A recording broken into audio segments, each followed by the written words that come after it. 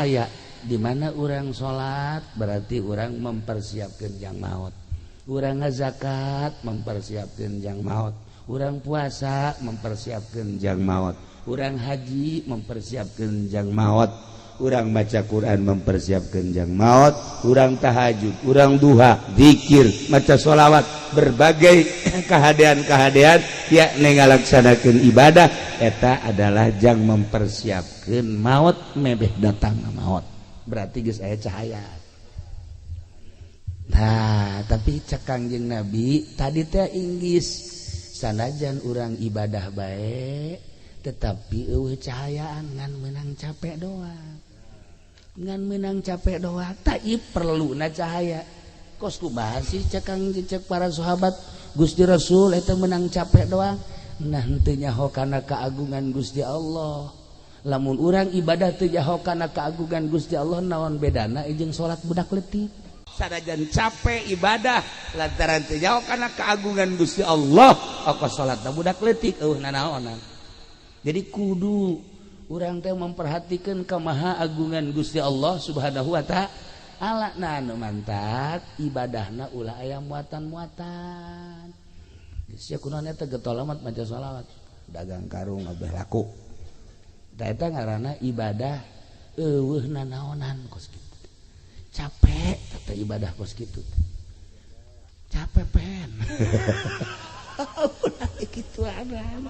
Atuh sakalina maca sholawat maca kulhu kukulak wanita maca kulhu kabari bulan rawah maca kulhu ngaji dibaca bae ku nyanes ditanya ngaji maca kulhu hayang naon sih maca kulhu mah haji nu sabenerna rezeki macet cekeun aja supaya rada jembar bae bisa sugan bae ku kulhu mah ulah kos kitu teh ibadah budak leutik teh TK capek eta ibadah kos kitu teh ibadah teu nyaho kana kemahagungan Gusti Allah. Geus bae urang mah ibadah salat ulah aya muatan dunia, ulah aya muatan-muatan selain lillahi. Assalamualaikum warahmatullahi wabarakatuh.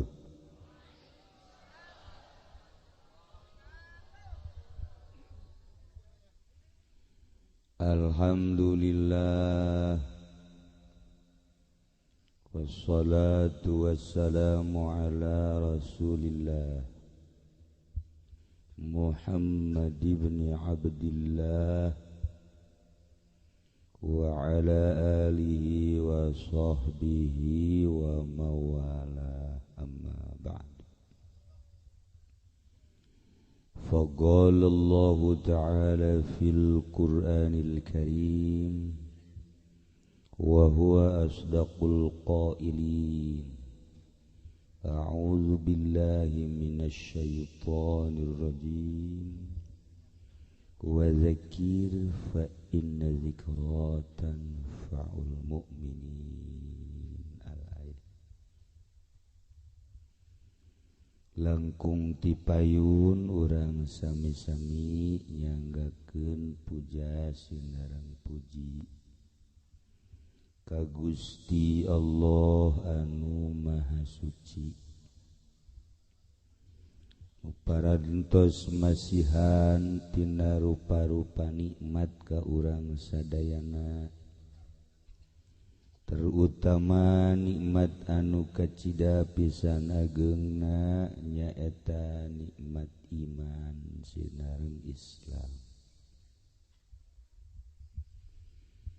Shalawat sinareng salam mugia dilimpahkeun ka junjunan alam Kangjeng Nabi urang Kangjeng Nabi Muhammad sallallahu alaihi wasallam, katut ka para kaluargina oge ka para sahabat-sahabatna rauh para tabi'in atma tabi'in al-mukarramun, para alimil ulama, para asatidz, para tokoh masyarakat, bil khusus sahibul bait Kiai Suyuti al-masyhur uting nuku simkuring dimulyakeun oge mudah-mudahan urang sadayana sami-sami dimulyakeun ku Gusti Allah Subhanahu wa taala. Aparatur pemerintahanana nu alhamdulillah aya raja terbawah RT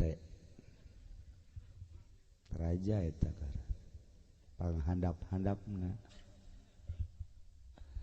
mudah-mudahan RT ka sorga.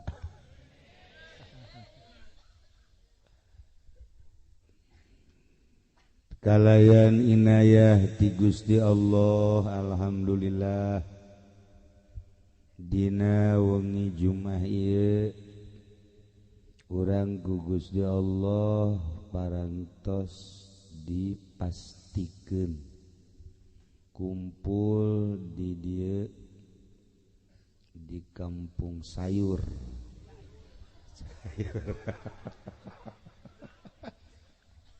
atuh beda saeutik C jeung C atuh lah atuh wajar bae sih.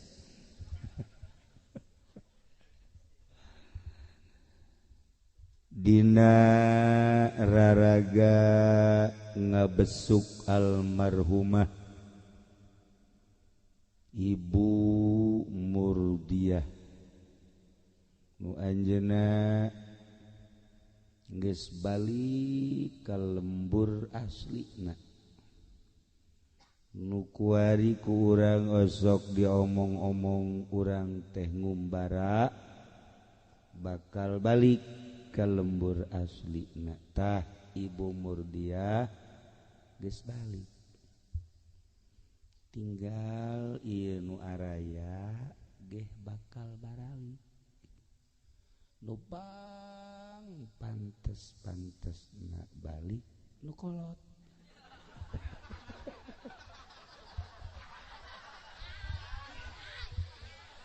Sedengkeun nu pangkolot-kolotna si eta. Aduh. Geus kolot mah asal muriang zaitik asana. Sales mah bae asana ieu nu ieu nu bakal ngadatangkeun ka lembur asli. Tuh. Doakeun atuh mudah-mudahan Mang Haji Pendi tere.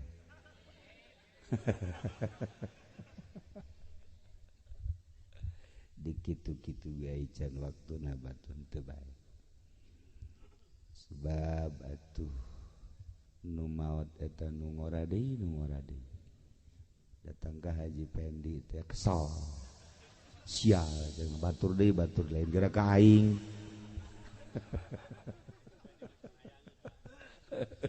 Can hayangeun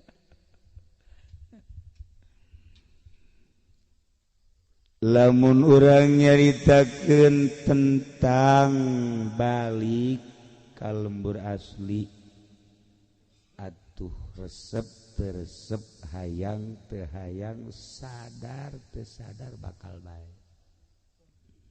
nu embung-embungan ge bakal bae nu hayang-hayangan atuh komo pokona nu susah nu sugih pejabat rakyat kiai ustad santri petani bakal paraeh kabeh bakal maraot kabeh. Masya Allah orang aya inget kadinya mata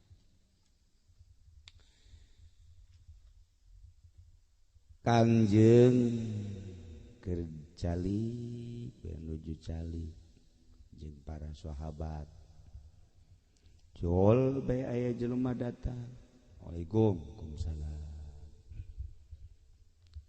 kula datang ka dieu coba Tuhan alimni goroibal ilmi coba abdi pagahan ilmu nu aneh hayang ilmu nu aneh geus kaharti ku Kangjeng teh pasti ilmu nu aneh teh bisa hiber mun ka sumur ngagejeblung teu paeh lamun ka beulem teu tutung mun dagang hayang untung be ulah cara si eta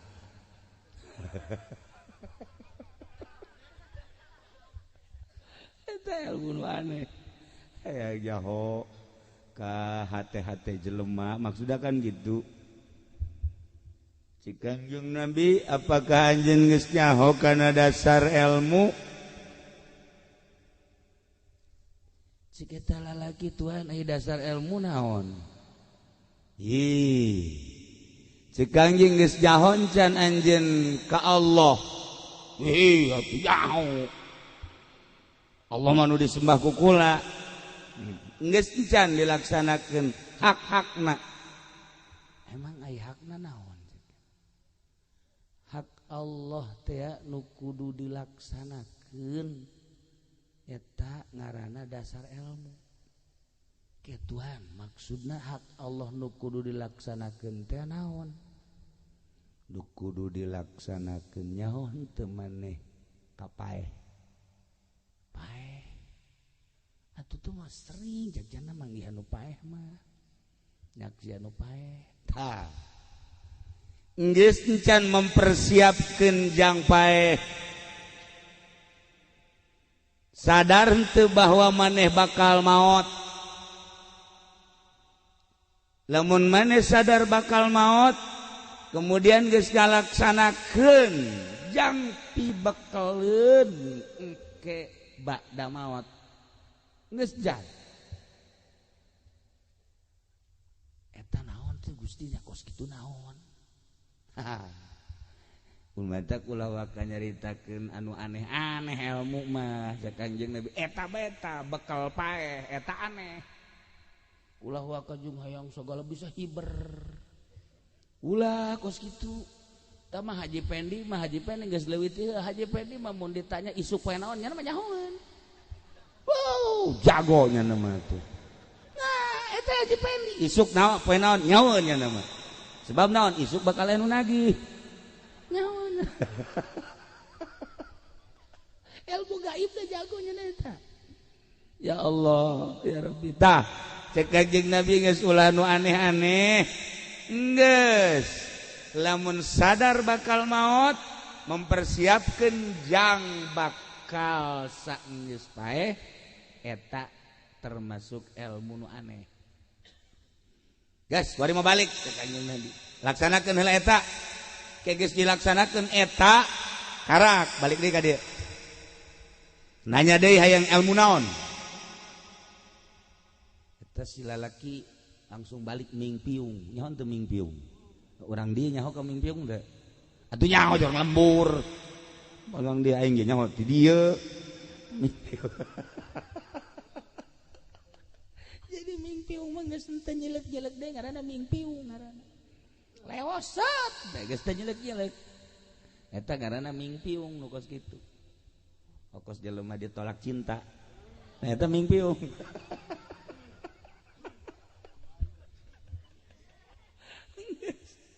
Teu nyelek-nyelek deui, ya percuma nyelek atuh. Nah, eta jelema balik langsung ibadah ka Gusti Allah. Salat waktu puasa waktu maca Quran mun aya milik sedekah wah getol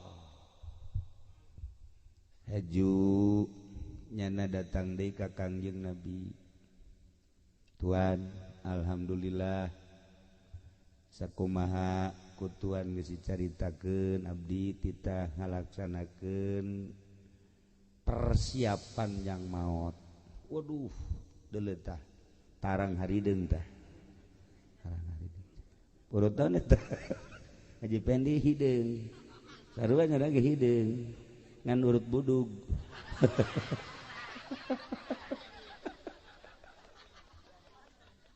Sugan teh urut sujud. Arek urut bisul. Ya Allah.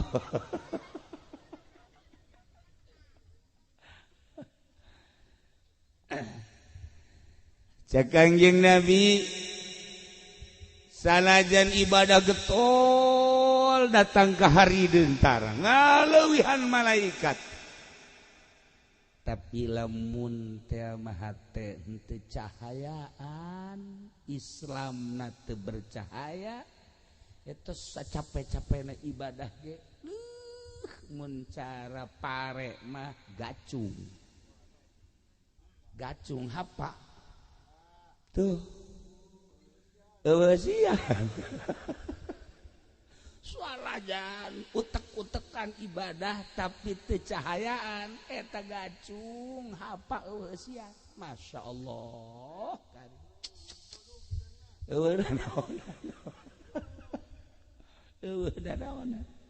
tah nu mantak urang kuari alhamdulillah kumpul di dieu kabeh agamana akur Islam sedengkeun Allah geus kajelaskeun inna dina indallahil Islam saenyana agama nu dipikaridho ku Gusti Allah agama Islam jadi berarti urang di dieu kabeh geus aya dina ridho Allah subhanahu wa ta'ala wa may yabtaghi ghairal islami dinan fala yuqbal jelema anu neangan agama beragama salian Islam moal ditarima di akhirat termasuk kana minal khosirin rugi na di akhirat disate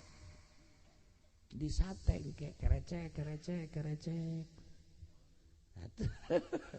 tak urang makan imal aya nu disate paling ge dijeburkeun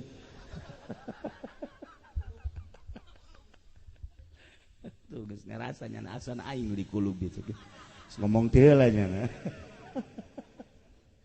ya Allah tapi urang lamun ngalawudu teh kan sok diduaan tah diduaan Allahumma ij'alil ma'a tahura wal islama sok macan teh sia sia gitu ngajawab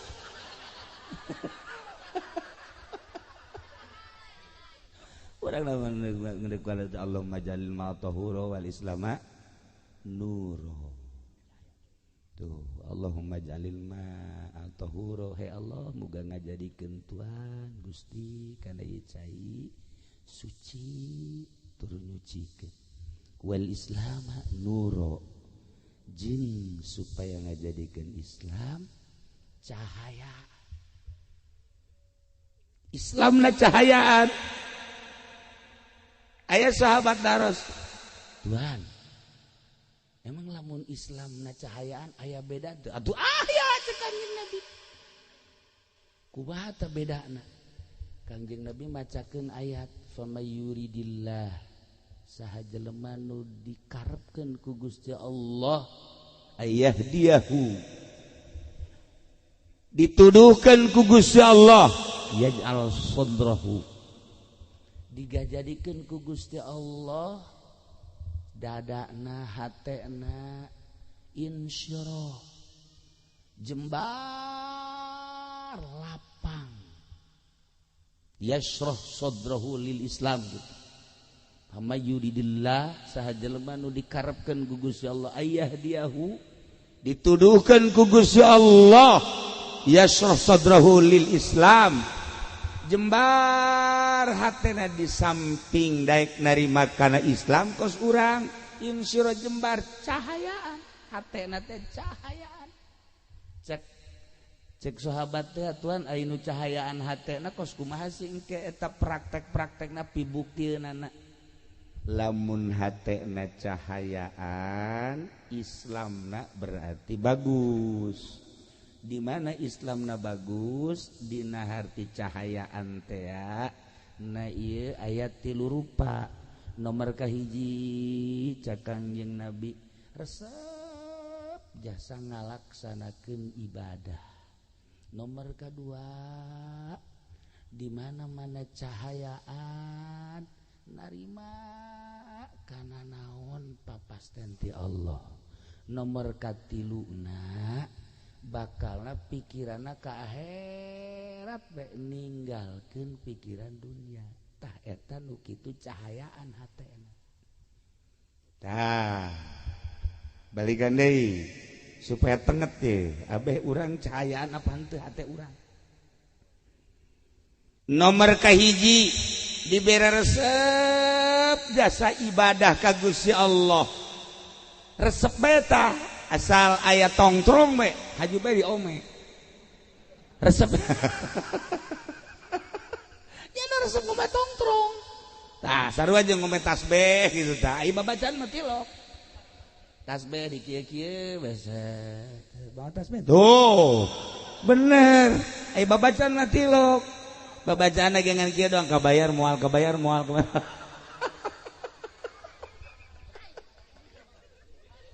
ya Allah ya Rabbi eta mah penipu sebenarnya mah atuh penipu ai tasbih dibawa aya di wiridanana lain eta Masya Allah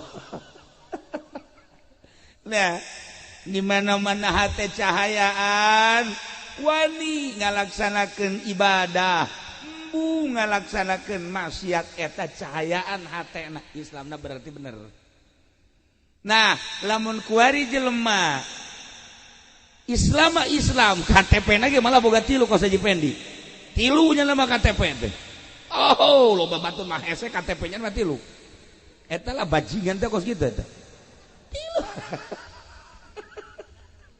nah iya KTP nama Islam jelemana Islam tetapi daek ngalaksanakeun maksiat kurang giat karena ibadah maksiat daek leletikanana main gaple lamun aya Islam masih keneh balak genep di kieu-kieu koto kunyana di kitu-kitu tah naonna karangarana jangjang naon ngaranna eta tuh nyawan teh tolol teh coba aju dikitukeun tah cuma hiber teh naon ngaranna jantur aing ge nyawa nang disiakan eta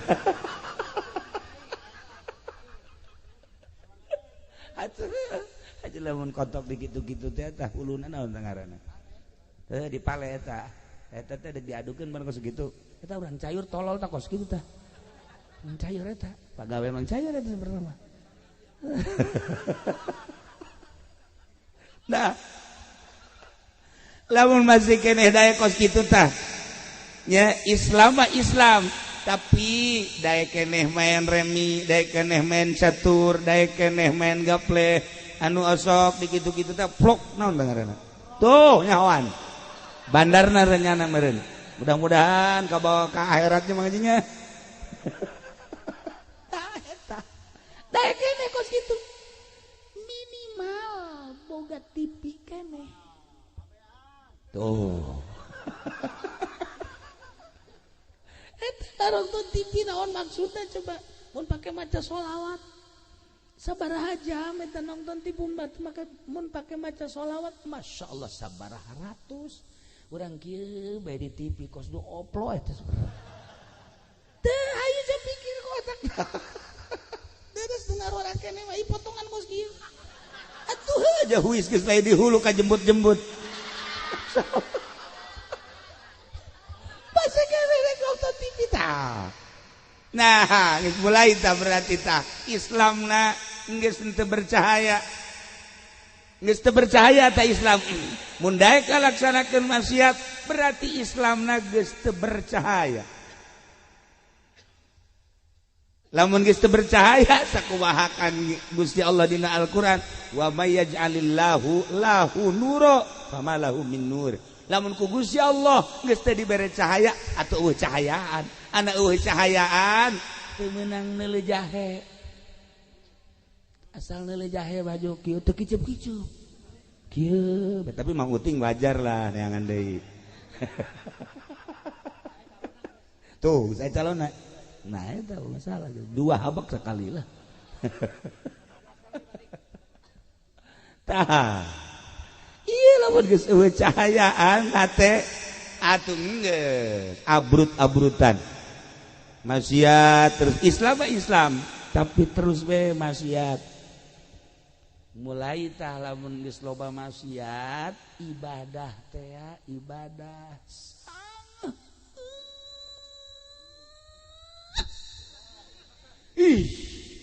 sakitu deket ka masjid teu nyaho tihang masjid Teh nya.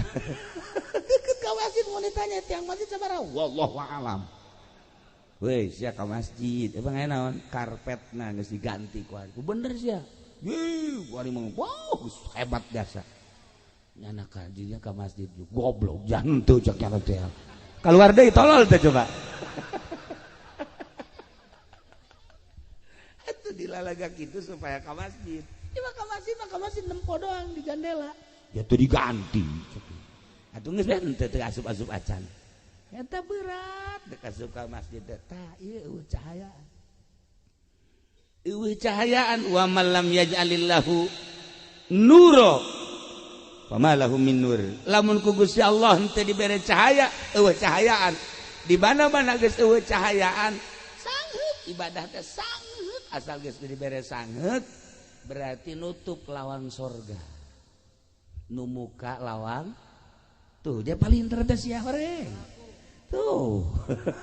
Dah, ya kira-kira ieu mah ngaji nu di dieu ya kira-kira ieu nu di dieu ieu. Ieu cahayaan apa henteu sih sebenarnya? Guys. Urang mah neuk danya be cak urang dieu mah ngaji pen di cahayaan teh. Tuh, henteu. Eta ku kabehan. Henteu cenah deui. Berarti budak palinter nyaho nyana ge Rusdi atuh gebelek begadeulan cahayaan sakieu sebab carita TV nyana pangbogaan panggedena carita HP boga 3 HP-na atuh carita tilok ngabohong raja bohong atuh geus cahayaan budak ge nyahoan henteu cek cenah geus teu kudu hese-hese teu kudu kakolot ka budak be sakali deui cahayaan teh tuh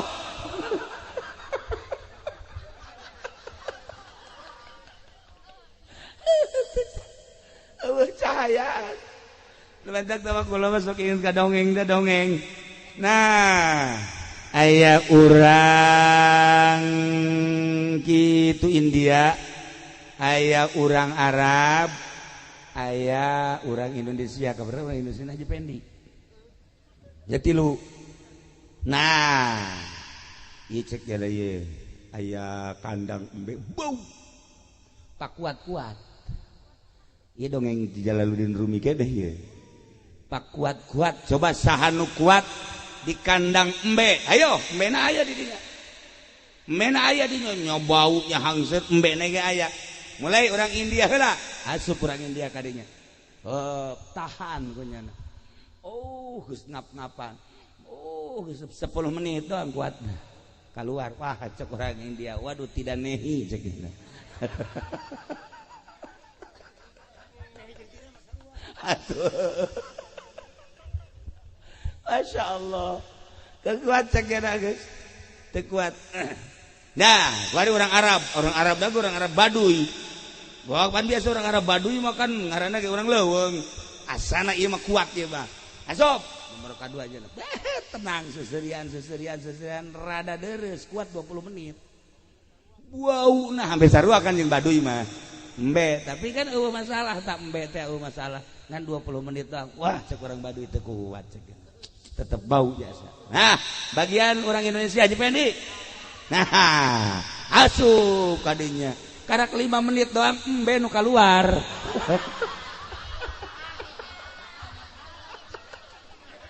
cak embe teu kuat aing gitu.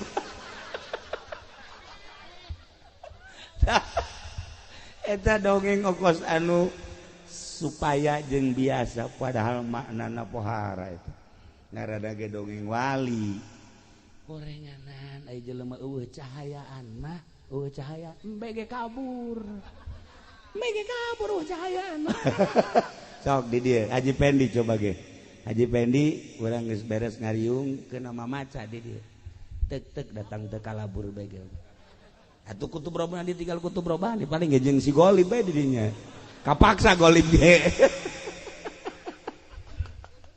tah ieu ulah lalawara eueuh cahayaan teh eueuh cahayaan ulah manusia embe ge kalabur bau di samping bau henek di samping henek teh seueuh Sok saha nu betah deket Mang Haji Pendi. Ayo coba.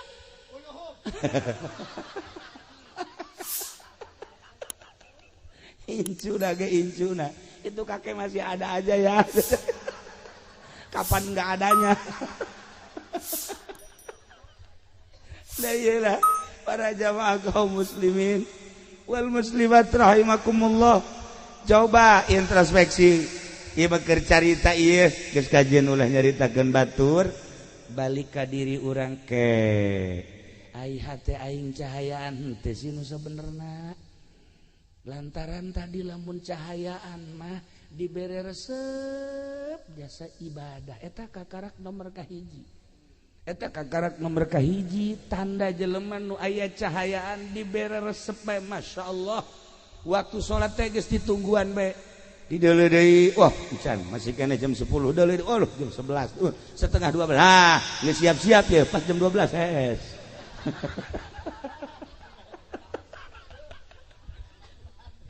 Eta cahayaan aya cahayaan masyaallah geus ke malah ka sare cek nya sakedeung deui salat besi tinggalin berjamaah aya cahayaan eta nu kos kitu ngaran beres datang waktu salat qobliyahna ba'diyahna beres eta terus wiridanana komo datang ka haju terus maca Quran ya Allah ya cahayaan eta nu kos kitu tuh kaluar di masjid urang ngantongan duit dirinya aya kotak nah hasupkeun ieu kotak itu dibongkar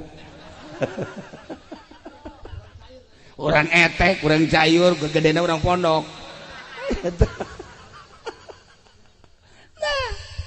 etalah cahayaan mah kos kitu tah ka budak deudeuh ka sesama nyaah ka saluhureun hormat eta ngaranna aya cahaya nginaheun lamun hate geus aya cahayaan sebab pada dasarna jelema ngudag-udag cahaya lamun Kangjeng Nabi dibahasakeun cahaya diudag kabeh sebab ieu kabeh ge tidak cahaya Kangjeng Nabi urang Kangjeng Nabi Muhammad sallallahu alaihi wasallam langit tina cahaya Kangjeng bumi tina cahaya Kangjeng kabeh alam gunung laut berikut hewan-hewan termasuk urang tina cahaya Kangjeng Nabi Muhammad sallallahu alaihi wasallam nah tinggal ieu di diri urang aya cahayaan ta eueuh urang anu ngarti urang nu nyaho urang nu sadar ketika aya cahayaan dibere resep urang ibadah dibere daek urang ngalaksanakeunana dibere tenang yashrah sadrahu lil Islam jembar hate nomor kadua narima cek Kangjeng Nabi tina papasten artina narima Kangjeng Nabi tina papasten teh kumaha Allah bae lantaran hakim nu paling adil wiwalti Gusti Allah subhanahu wa ta'ala ku urang apan osok dibaca alaisallahu bi ahkamil hakimi ulah di bejaan surat naon eta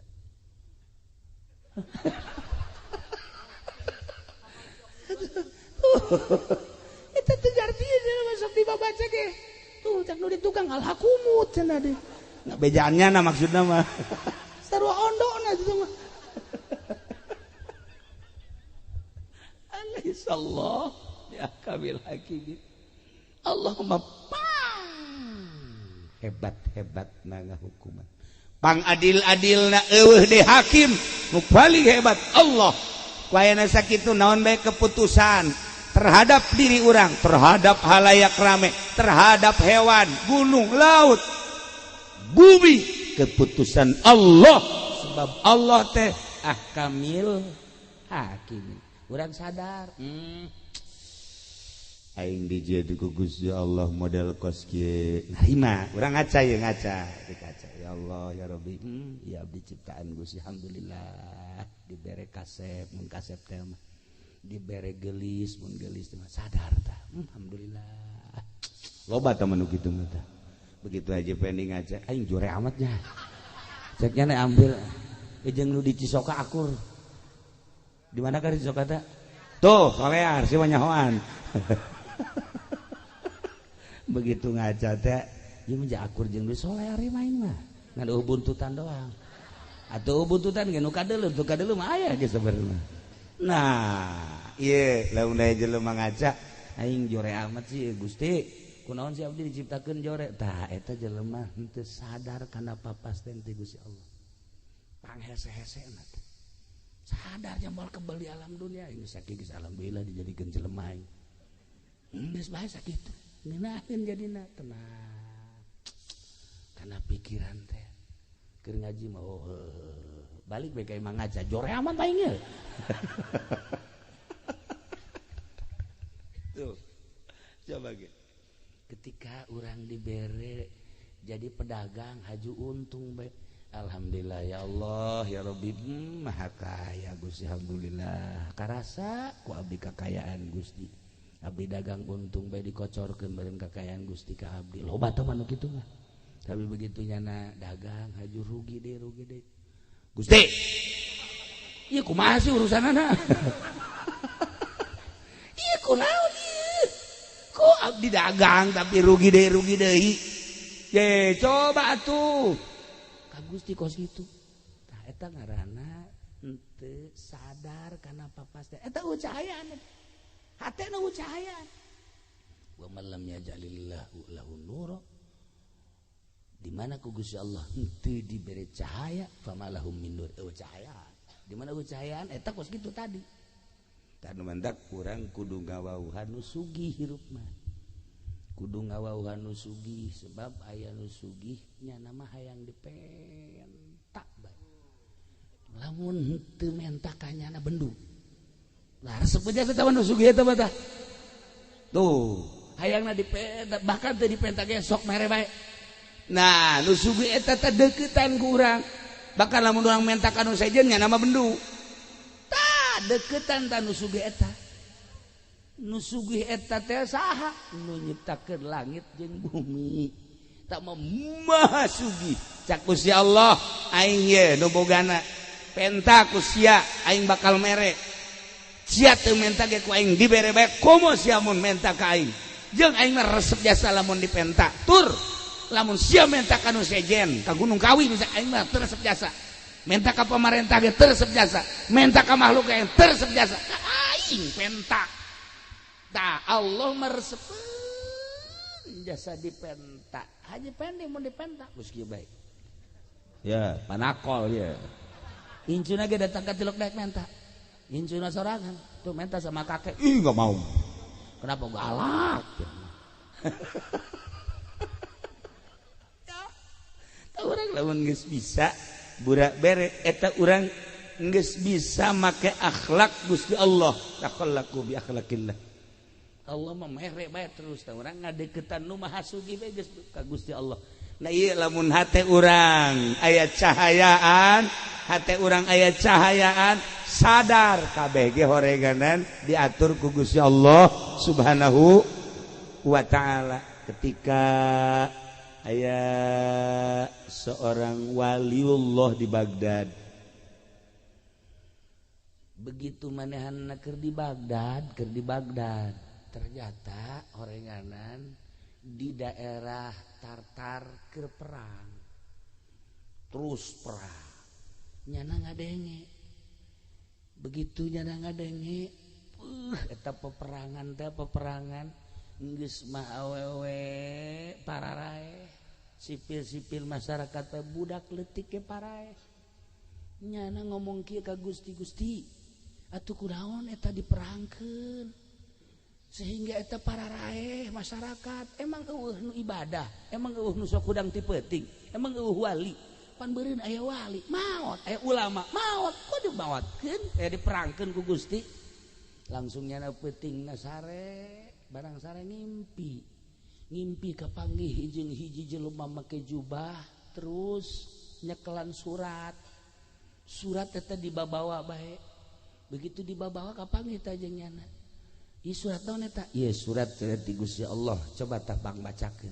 Begitu dibaca dina tulisanana aya da'il i'tirad tinggalkeun ku maneh ngalawan Allah. Tinggalkeun ku maneh nentang ka Allah. Dibaca takunyana sebab Allah mah wah adil-adilna eta memperangkeun urusan aing, gempa urusan aing, banjir urusan aing, angin urusan aing, sia mah sia bae urusan sia cak Gusti Allah. Ulah sok nentang-nentang ka aing make jeung tatanya, make jeung diperangkeun, loba budak pararae, loba manusia pararae, aya kiaian, aya walian, urusan aing tah mah sia, urusan sia, geus datang ka mana sia, dumadeheus ka aing. Hudangnyana masyaallah kaget jana dicarekan ku Gusti Allah, langsung ditegur make surat model tadi. Wali mah kos kitu, impianana teh hebat. Aing ngadenge Haji Pendi mangimpi teh, ya Allah ya Rabbi diudag-udag genderuwo. Aya ngimpi kos kitu eta. Aya deui cenah mangimpi naik ka gunung ragal. Paling hebat cenah mah ngimpi diudag-udag anjing, sanggeus tadi udag anjing ngajunya anak kagang, geus kagang haju hayang kiih manggih sumbur. Maju kiih ngompol. Eta Haji Pendi mah kos kitu impianana masyaallah. Wali mah tadi tegur ku Gusti Allah make surat, tinggalkeun nentang ka Gusti Allah sebab kabeh ge ieu adalah urusan Allah. Cak Allah sia ulah tatanya kunaon ku aing digempakeun, ulah diutang hitung ku sia teh urusan aing.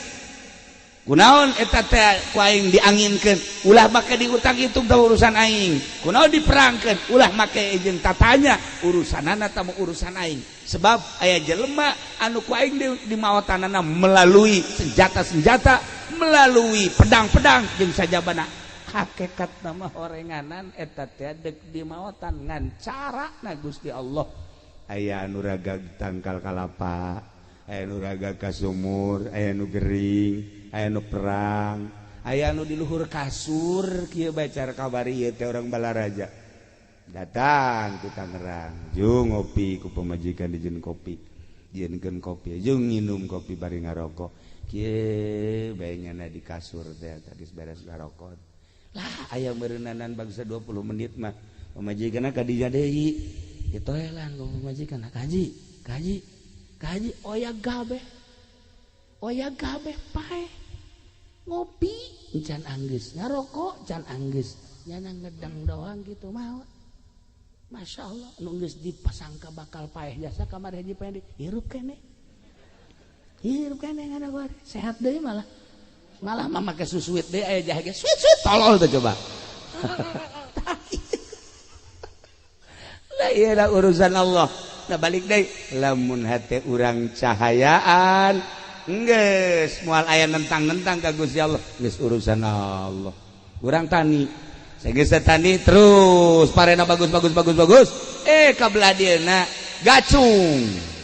Hapa. Nah, kurang kan ngomong, kok ieu jadi kosia kurang naon si aing pengurusanana? Iya Allah ya Rabbi. Gusti. Urang maka Gusti deui bae. Naon teh Gusti?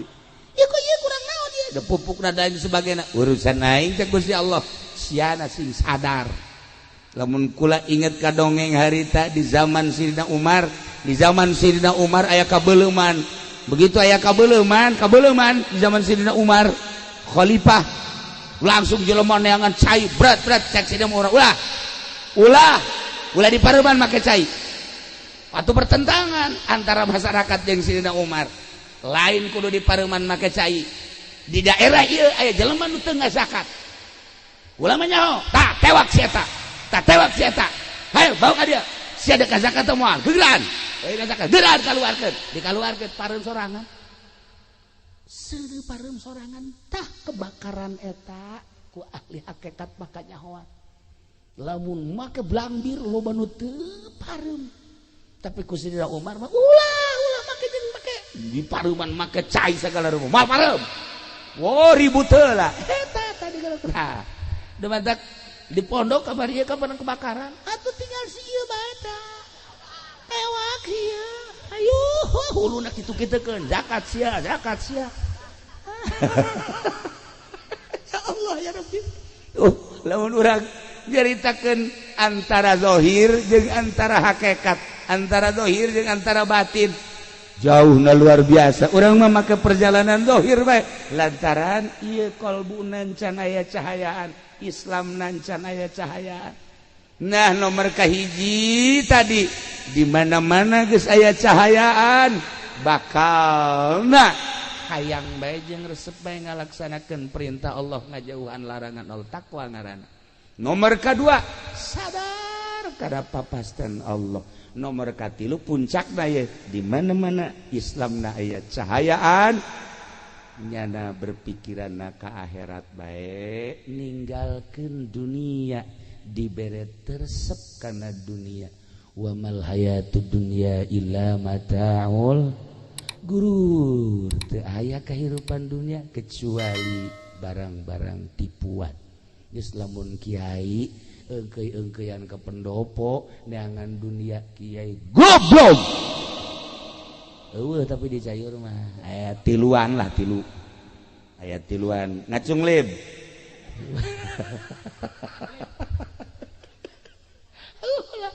Ulah neangan dunia.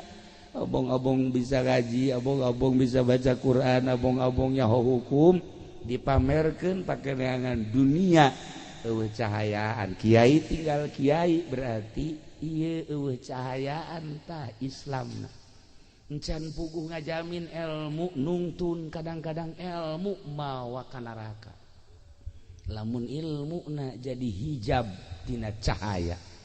Nailah para jamaah kaum muslimin wal muslimat rahimakumullah balikan deui inna dina indallahil Islam sanyana agama leuwih karidho ku Gusti Allah adalah agama Islam. Tetapi Islamna kudu anu aya cahayaan. Sakumaha tadi lamun Islamna aya cahayaan maka aya tanda-tanda hiji tanda Islam aya cahayaan daek ngalaksanakeun parentah Allah embu ngalaksanakeun laranganana. Daek ngalaksanakeun parentah Allah ngajauhan laranganana. Eta berarti mulai cahaya nomor kahiji. Lamun naik cahaya nomor kadua sadar kana putusan Allah di diri urang atawa soal harta atawa soal penyakit atawa soal naon bae nu patali jeung diri urang atawa jeung batur tilok cegekan sebab kabeh ge geus aya tina keputusan Allah Subhanahu wa ta'ala. Alaihissallah bi ahkamil hakimin. Cahaya nomor katilu ialah cahaya anu bener-bener mantep sehingga pikiranana langsung bae ka alam akhirat. Mohokeun alam dunia dibere resep kana dunia. Etalah nu paling istimewa cahaya Islam anu nomor katilu. Geus urang mimitian tina awal carana kumaha supaya cahayaan eta teh tadi cak Kangjeng Nabi geus encan maneh ngalaksanakeun hak Allah. Naon? Ialah mempersiapkeun jang maot mebeh datangna maot. Eta adalah memerlukan cahaya. Di mana orang sholat berarti orang mempersiapkan jang maut. Orang ngazakat mempersiapkan jang maut. Orang puasa mempersiapkan jang maut. Orang haji mempersiapkan jang maut. Orang baca Quran mempersiapkan jang maut. Orang tahajud, orang duha, zikir, maca sholawat, berbagai kehadean-kehadean yakni ngalaksanakeun ibadah. Eta adalah jang mempersiapkan maut mebeh datang maut.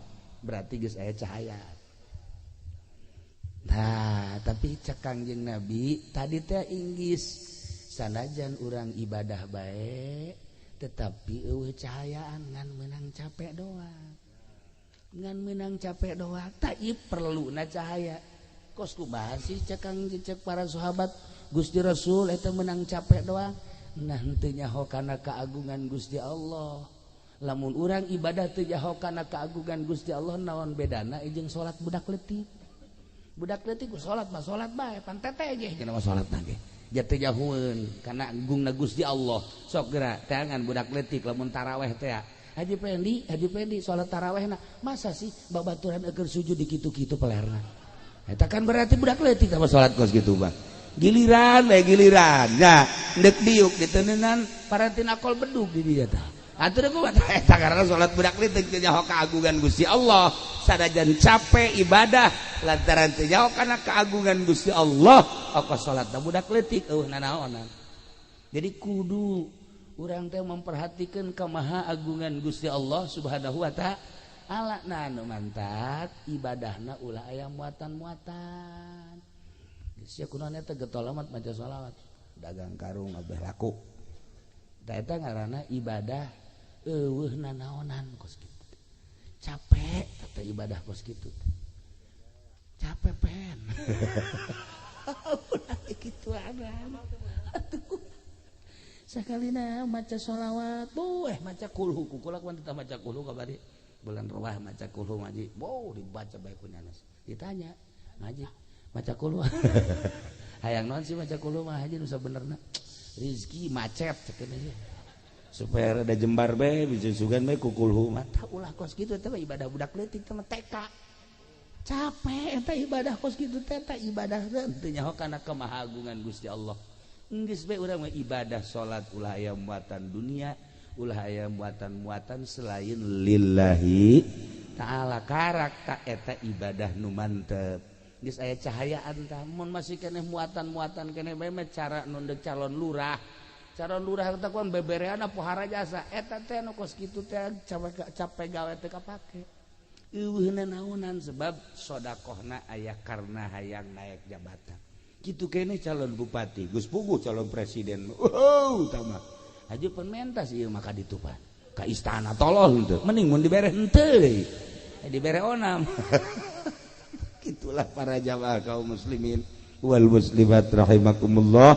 Ala kadar gambaran hirup sakumaha tadi sahabat menta ilmu anu istimewa ternyata cak Kangjeng Nabi ulah hayang ilmu istimewa geus bae persiapkeun pelaksanaan ibadah jang menghadapi maut eta ilmu paling istimewa. Adapun kadituna lah cak Kangjeng Nabi gampang nu kadituna asal etana hebat karat ngan ulah ibadah ngan sakadar sigada hungkul tapi kudu didorong ku cahaya neangan cahayana dua cara hiji langsung boga guru aya nu nuduhkeun nomor kaduana babarengan jeung nu geus bisa insyaallah cahaya tersebut bakal nyinaran saetik engke bakal ngarti. Ketika orang geus ngarti berarti geus aya cahaya teu karasa neangan guru mursyid mah hese urang atuh babarengan besok geura urang lamun sering jering babarengan jeung Haji Pendi bakal karasa karung ayam memang ngarti ieu karung ayam cek nya teh ieu mah dodet jauh ka dodet segala nah ieu tak gitulah para jamaah kaum muslimin wal muslimat rahimakumullah. Persiapkan amal-amal jang maut samemeh maut geus maut cara almarhumah Nyi Siti Murdiah kabeh nu dibawa imah nu dibawa salaki ngan sakadar nganterkeun ka kuburan ku ari paring doa-doa anak kitu kabeh tatanggangan sakadar ngadadahan nu milu aslina ka kuburan mah salatnya na puasanya na zakatnya na sodakoh manehanana milulah ka jero kuburan teh ternyata orang di jero kuburan teh anu sok disebut-sebut cenah urang di jero kuburan teh sempit horeng lega cenah di jero kuburan teh panas horeng tiis cenah di jero kuburan teh poek horeng caang cenah di jero kuburan teh urang sorangan horeng rame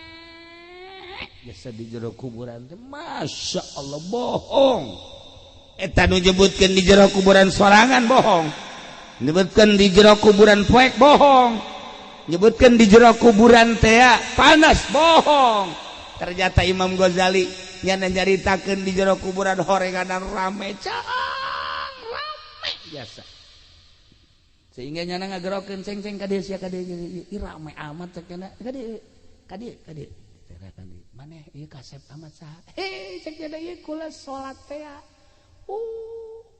ieu kula ngabaturan mamang cenah geus terus bae insyaallah terus datang ke mahsyar datang ke ditimbang kula batur ya Allah aya ieu saya ieu kula zakat cekeuna ya Allah aya ieu kula tahajud teh ieu salat hajat masyaallah barang Haji Pedi teh di jero kuburan aya si hajore amat nya hideung nya jore nya culean deui ya Allah cak Haji Pedi si hajore amat ye bahasa pan batur mah haji ieu batur di mana aya eta nyadakeun si mbak teh ya batur ieu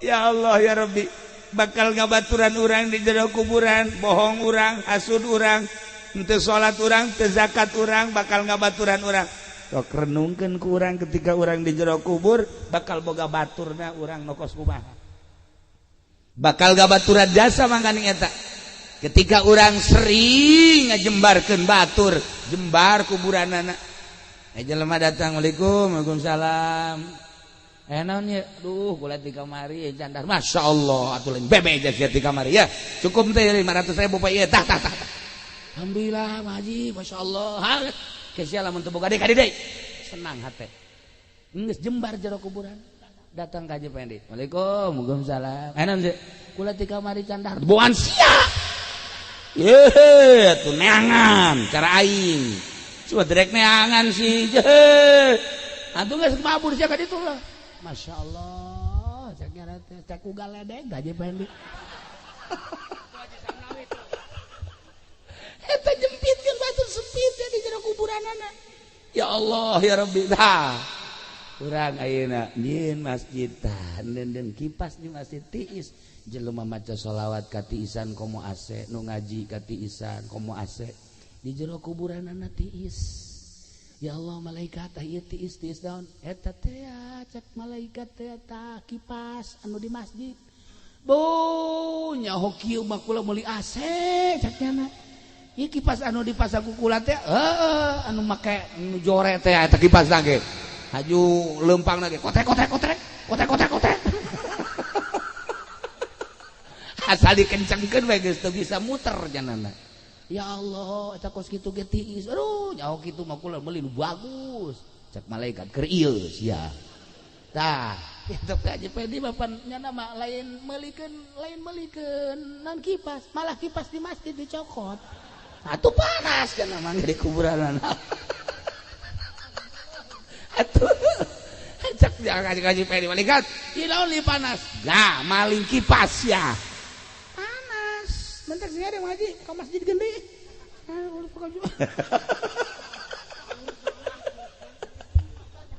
bebejana mah ke masyarakat diganti datang ke kuarin teh datang ke saiki orang diganti ke memang konon siram nah aya Ustad maling ih heran itulah para jamaah kaum muslimin wal muslimat rahimakumullah janggabaran urang di akhirat geus dijelas-jelaskeun ku Kangjeng Nabi urang iman ka Kangjeng Nabi percaya ka Kangjeng Nabi urang beragama Islam tinggal cahaya na aya tah henteu sehingga urang bisa ngalaksanakeun naon keyakinan urang sebab aya jelema anu iman ngan disungut doang tapi di jero hate mah henteu munafik wa minan nasi may yaqulu amanna billahi wa bil yaumil akhir wa ma hum bimu'minin tidak sawarehna manusia wa minan nasi may yaqulu aya jelema nu ngomong amanna billahi wa bil yaumil akhir abdi iman ka Allah iman ka yaumil akhir padahal mah wa ma hum bimu'minin teu iman munafik tah mah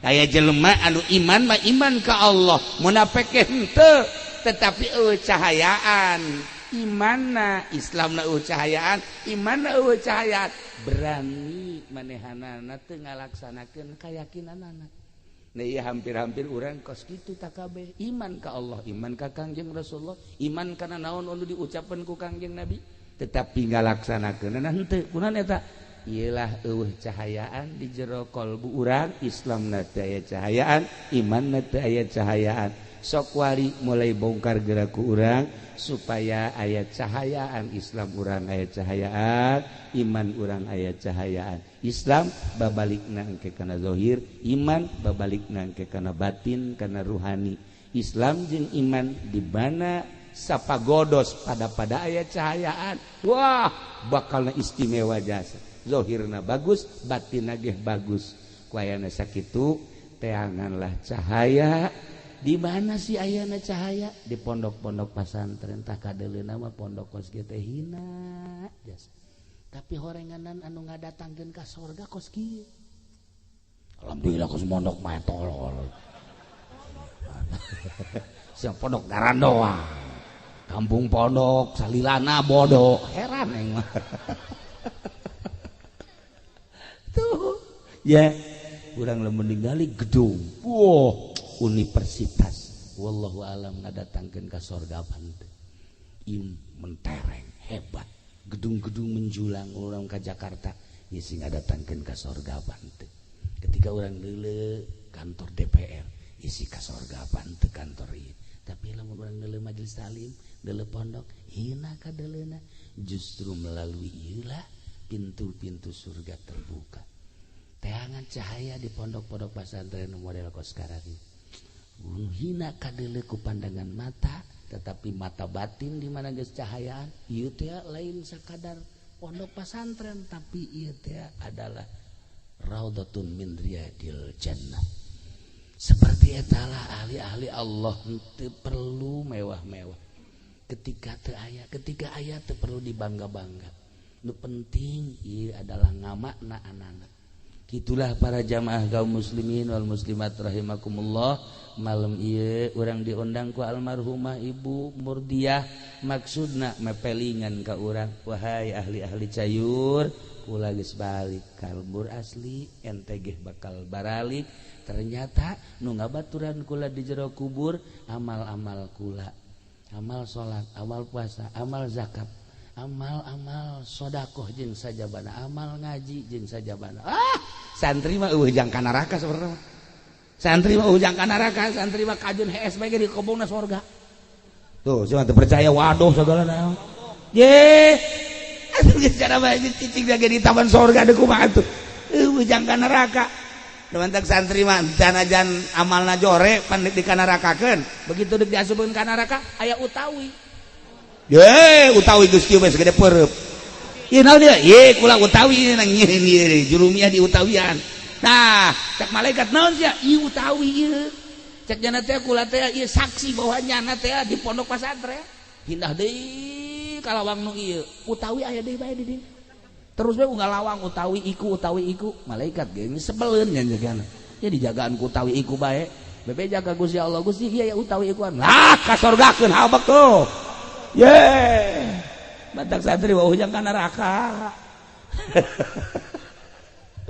para jamaah kaum muslimin wal muslimat rahimakumullah urang doakeun Ibu Murdiah mudah-mudahan dihampura sakabeh dosana dilegakeun di kuburanana dicaangkeun di kuburanana dibere kanikmatan kubur ku Gusti Allah sehingga nyana bisa tentrem nikmat menikmati naimul kubri kitu keneh keluargana mudah-mudahan dibere salalabar tur tawakal tur urang kabehan ge mudah-mudahan dibere cahayaan hate urang sehingga bisa nempo jeung ngalaksanakeun kana perintah-perintah Allah belah dituna mah urang mudah-mudahan kabehan husnul khotimah di akhirat urang kabeh menuju surga di bawah bendera Kangjeng Nabi Muhammad sallallahu alaihi wasallam siapkeun cahaya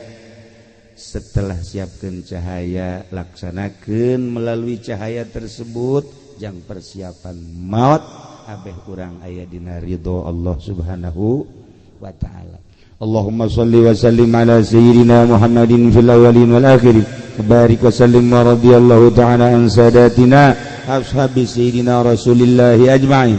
Amin ya Allah ya rabbal alamin. Allahumma ighfir laha warhamha wa'afiha wa'fu anha wa akrim nuzulaha wa wasi' madkhalaha wa abdil hadaran khairan min dariha wa zawjan khairan min zawjiha واغسلها يا الله بالماء والثلج والبرد ونقها من الخطايا كما ينقى الثوب الأبيض من الدنس وافتح باب السماء لروحها وجاف الأرض عن جنبيها ولكنها الأمن والهجة يوم القيامة Allahumma arham ummat sayyidina Muhammad, Allahumma ajbur ummat sayyidina Muhammad, Allahumma asli ummat sayyidina Muhammad, Allahumma farrijan ummat sayyidina Muhammadin sallallahu alaihi wasallam. Rabbana taqabbal minna innaka antas samiul alim wa tub alaina innaka antat tawwabur rahim. Wa sallallahu ala sayyidina Muhammad wa ala alihi wasallam. Subhana rabbika rabbil izzati amma yasifun wa salamun alal mursalin walhamdulillahi rabbil alamin. Wallahul muwaffiq ila aqwamit thariq. Assalamualaikum warahmatullahi wabarakatuh. Allahumma ya qadiyal hajat Allah